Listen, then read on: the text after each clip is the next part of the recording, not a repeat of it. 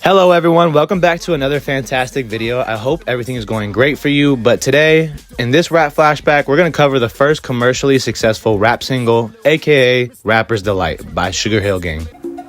Here's Wonder Mike, Hank, and Master G, the Sugarhill Gang. The hip-hop, you don't stop. You rock it out, baby, rubber to the boogity bang bang, the boogie to the boogity beat. Now what you hear is not a test, I'm rapping to the beat. Let me start by giving y'all some context, okay? Hip-hop culture was thriving already in the late 70s in areas like Bronx and Harlem. DJs like Kool Herc and Grandmaster Flash and Africa Bambaataa were throwing block parties where MCs would showcase their rhyming. Basically, hip-hop at this point was strictly live and local. There was no commercial rap records out at the time. If you wanted to experience hip-hop, you had to be at the parks or at the block or at the club or basically wherever the locals were performing. Now, cut to Sylvia Robinson. A singer and producer born in Harlem, New York, she saw hip-hop's energy firsthand at a Harlem's party and realized this should be on records. In 1979, Sylvia Robinson and her husband, Joe Robinson, founded Sugarhill Records, named after the Harlem neighborhood associated with black prestige. Sylvia wanted to become the first to put rap on vinyl. As far as the formation of the Sugarhill Gang, Sylvia Robinson didn't sign existing Bronx legends, which will come back to bite her in the butt a little bit, but we'll talk about that later. Instead, she assembled a new group on the spot. The story goes that she discovered Henry Big Bank Hank Jackson while he was working at a New York, Jersey pizza parlor.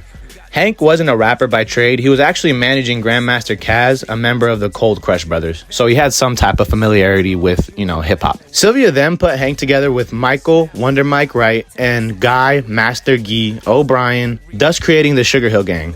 This then brings us to the actual recording of the track. The track was built over a live band replay of the band named Chic's disco hit titled Good Times. They did this because sampling technology wasn't yet standard in hip-hop.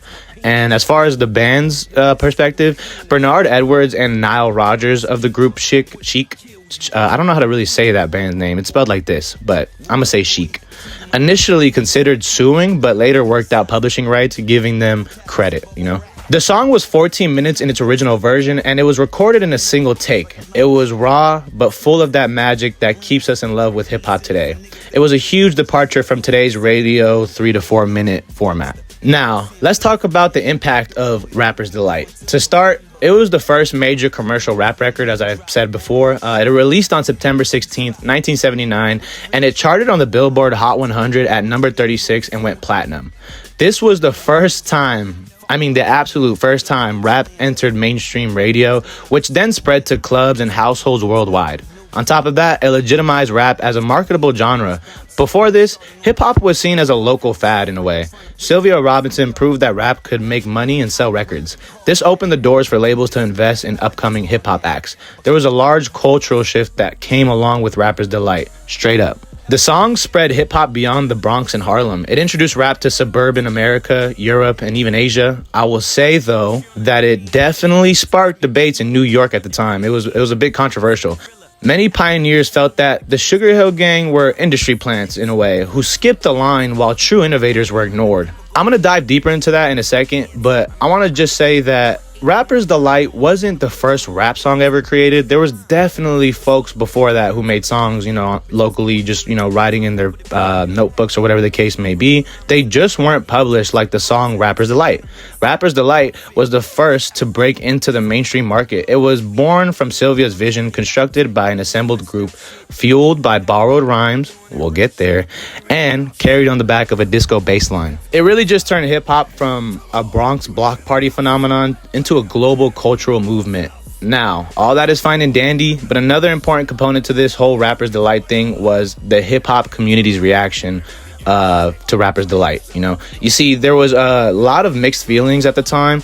Bronx legends like Kool Herc, Grandmaster Flash, and Africa Bambaataa were caught off guard with this track's release. They'd been cultivating hip-hop for years at block parties, but none of them had a record out yet. Suddenly, this group from New Jersey, not even the Bronx, not even New York, were seen as the first rappers by the wider world. Many pioneers felt robbed of credit, especially considering the Sugarhill Gang didn't really pay their dues or show love to the original scene like that. It's really just like a sign of the times in a way. You see, early on, DJs believed rap belonged to the live events. They actually doubted it could work on record, since the culture was about interaction, freestyling, and battling, things that take place in real life. Rapper's Delight didn't come from that environment. It was carefully packaged for the radio. Basically, to many in the Bronx, the record felt inauthentic compared to the rawness of park jams. But there was also the fans' perspective. For audiences outside of New York, Rapper's Delight was their first taste of rap, and they loved it.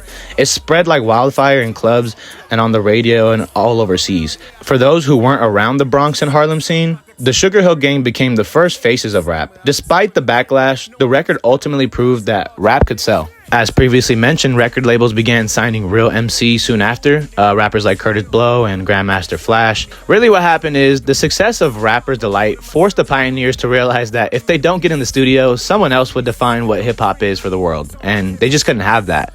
It's that same urgency that pushed the culture onto vinyl and into the music industry. Now, let's talk about what I said earlier when I said that the track Rapper's Delight was fueled by borrowed lines. In my eyes, this might be the most important part of this Sugarhill Gang story thing and Rapper's Delight story, because this song and group were also the first instance of ghostwriting / line stealing, and arguably the first instance of industry plants. You see, within the community, it was quickly exposed that Big Bank Hank was actually rapping Grandmaster Caz's rhymes.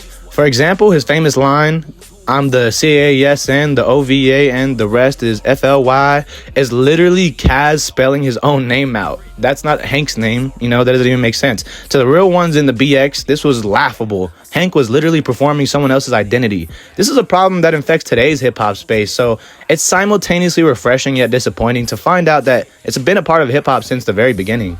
Anyways, Grandmaster Caz never got credit or money for that, which set a very early precedent for exploitation in hip-hop. But yeah, guys, that's basically the whole Rapper's Delight story. In my opinion, the song was a paradox, inauthentic to the core for sure of what hip-hop is, yet essential to hip-hop's growth and survival. Anyways, if you watched the video all the way to the end, thank you so much. It always truly means the world to me. Let me know if you want me to make a video on anything specific. But until next time, goodbye.